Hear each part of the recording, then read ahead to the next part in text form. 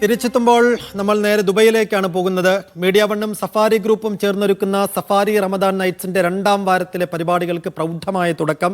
മത്സരങ്ങളിൽ പങ്കെടുക്കാനും വീക്ഷിക്കാനുമായി നിരവധി പേരാണ് മാളിൽ പ്രത്യേകം സജ്ജമാക്കിയ റമദാൻ സൂക്കിലെത്തിയത്.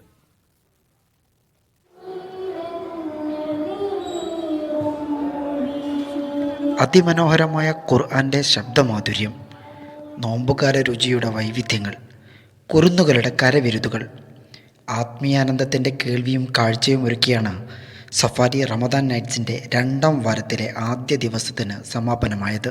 ഖുർആൻ പാരായണ മത്സരത്തിൽ കാസർകോട്ട് നിന്നുള്ള നെഹ്മ ജമീല നജീബ് 1ാം സ്ഥാനം കരസ്ഥമാക്കി. കണ്ണൂരിൽ നിന്നുള്ള ഫാത്തിമത്ത് ഷിഫ 2ാം സ്ഥാനവും കൊടുങ്ങല്ലൂർ സ്വദേശി മറിയം അജ്മൽ 3ാം സമ്മാനവും നേടി.